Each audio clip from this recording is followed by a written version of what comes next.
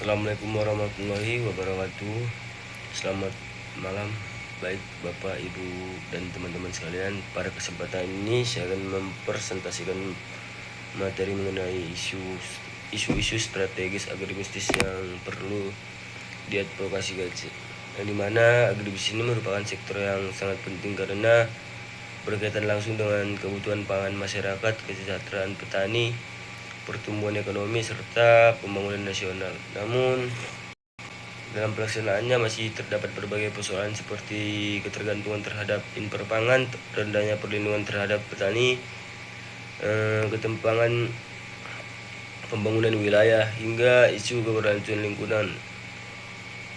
Oleh karena itu dibutuhkannya advokasi agar kebijakan pemerintah mampu memberikan solusi yang tepat terhadap berbagai persoalan tersebut. Selanjutnya itu ada isu pangan lokal vs impor penjelas. Isu pertama adalah mengenai keseimbangan antara pangan lokal dan impor. Di Indonesia merupakan negara agraris yang memiliki potensi pertanian sangat besar, namun dalam memenuhi kebutuhan pangan nasional, Indonesia masih melakukan impor berbasis berbagai komoditas. Impor sebenarnya bukan sesuatu yang salah apabila dilakukan secara yang tepat untuk menjaga ketersediaan stok ketika produksi dalam negeri belum mencukupi. Akan tetapi apabila ketergantungan impor terlalu tinggi, maka petani lokal akan mengalami kerugian karena harga hasil panen mereka turun akibat produk impor yang lebih murah. Oleh sebab itu, advokasi diperlukan agar pemerintah mampu menjaga keseimbangan antara perlindungan petani lokal dan kebutuhan konsumen. Selanjutnya, mengapa perlu diadvokasikan? Ada beberapa alasan mengapa isu ini perlu mendapatkan perhatian. Yang pertama itu adalah kedaulatan pangan. Di suatu negara harus mampu memenuhi kebutuhan pangannya sendiri sehingga tidak terlalu bergantung pada negara lain. Selanjutnya ada kesejahteraan petani. Ketika impor dilakukan saat musim panen, harga hasil pertanian lokal biasanya turun sehingga pendapatan petani ikut menurun. Selanjutnya ada pembangunan ekonomi lokal. Apabila masyarakat membeli produk lokal, maka uang akan berputar di dalam negeri sehingga dapat menciptakan lapangan kerja baru. Selanjutnya itu ada keamanan pangan. Produk lokal umumnya lebih murah diawasi kualitasnya karena rantai distribusinya lebih pendek dibandingkan produk impor. Yang keempat itu ada advokasi pangan lokal, yang dimana terdapat beberapa yang dapat dilakukan, itu yang memberikan perlindungan terhadap pasar domestik melalui kebijakan impor yang tepat, meningkatkan produktivitas pertanian melalui penyediaan benih unggul, pupuk, irigasi, dan teknologi, memperbaiki distribusi pangan agar biaya logistik lebih murah, serta meningkatkan kesadaran masyarakat untuk menciptai produk lokal. Apabila langkah-langkah tersebut dilakukan secara konsisten, maka daya saing produk pertanian Indonesia ini akan meningkat. Selanjutnya itu ada di slide kelima itu ada isu keberlanjutan dan green agriculture. Pertanian berkelanjutan atau green agriculture ini bertujuan memenuhi kebutuhan pangan saat ini tanpa merusak kemampuan generasi yang mendatang. Artinya, kegiatan pertanian tidak hanya mengejar keuntungan ekonomi, tetapi juga harus menjaga lingkungan dan kesejahteraan masyarakat. Contohnya itu penggunaan pupuk organik, pengendalian hama secara alami, konservasi tanah, air, serta pemanfaatan energi terbarukan. Di slide 6 itu ada mengapa perlu diadvokasikan. Karena beberapa alasan. Yang pertama itu ada untuk mengurangi kerusakan lingkungan akibat penggunaan pestisida dan pupuk kimia yang berlebihan. Yang kedua itu ada meningkatkan ketahanan terhadap perubahan iklim seperti banjir dan kekeringan. Yang ketiga itu ada menghasilkan produk yang lebih sehat bagi konsumen. Yang keempat itu meningkatkan kualitas hasil pertanian sehingga memiliki nilai jual yang lebih tinggi.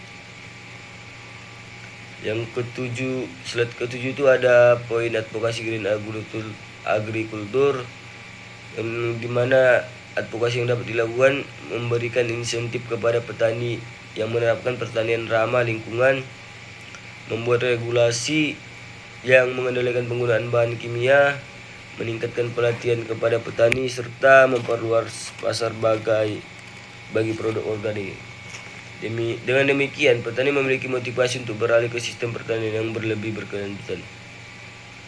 Perlindungan petani atau UMKM agribisnis dan akses pasar merupakan pelaku utama agribisnis. Namun, mereka sering menghadapi berbagai kendala seperti keterbatasan modal, teknologi, informasi, dan akses pasar. Akibatnya, posisi tawar petani masih rendah, sehingga keuntungan yang diterima juga relatif kecil. Karena itu, perlindungan terhadap petani menjadi bagian penting dalam pembangunan sektor pertanian. Perlindungan terhadap petani sangat penting karena merupakan tulang punggung penyedia pangan nasional. Selain itu, UMKM mampu menciptakan inovasi produk pertanian yang bernilai tambah. Dengan adanya perlindungan dan akses pasar yang lebih adil, kesenjangan antara petani kecil dan perusahaan besar dapat dikurangi. Beberapa solusi yang dapat dilakukan yaitu memberikan akses kredit seperti KUR pertanian, meningkatkan penyuluhan dan pelatihan teknologi, memperbaiki infrastruktur pasca panen, membangun kemitraan yang adil, melindungi petani dari praktik monopoli, serta memperkuat kelembagaan petani seperti koperasi.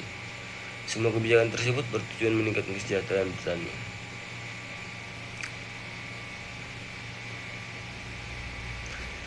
Ketimbangan logistik agribisnis daerah 3T. Wilayah ini masih menghadapi keterbatasan infrastruktur sehingga biaya distribusi menjadi sangat mahal. Akibatnya, harga barang menjadi tinggi sementara petani menerima harga jual rendah. Yang kedua itu kurangnya fasilitas penyimpanan, peningkatan kerugian pasca panen. Yang ketiga itu ada akses pasar menjadi terbatas sehingga pendapatan petani menurun. Karena itu pembangunan infrastruktur daerah 3T sangat diperlukan.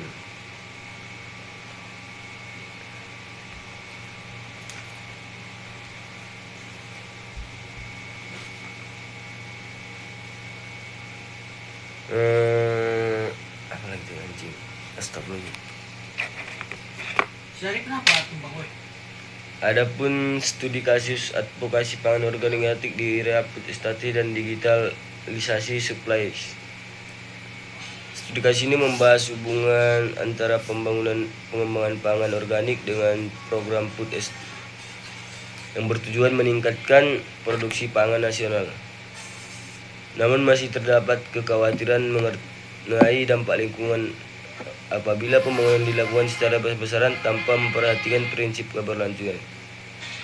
Di sisi lain, digitalisasi supply chain memberikan peluang untuk meningkatkan efisiensi distribusi dan transparansi. Dalam konteks advokasi diperlukan melalui program food estate tetap memperhatikan prinsip keberlanjutan.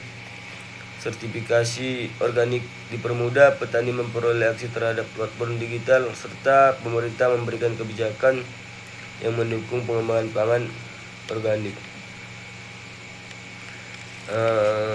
Dengan demikian, peningkatan produksi pangan ini tetap sejalan dengan pelestarian lingkungan. Berbagai isu strategis agribisnis memerlukan advokasi yang kuat agar kebijakan pemerintah mampu memberikan perlindungan kepada petani, meningkatkan daya saing produk lokal, mendukung pembangunan wilayah, serta menjaga keberlanjutan lingkungan. Kolaborasi antara pemerintah, akademisi, pelaku usaha, dan masyarakat menjadi kunci keberhasilan dalam mewujudkan sistem agribisnis yang maju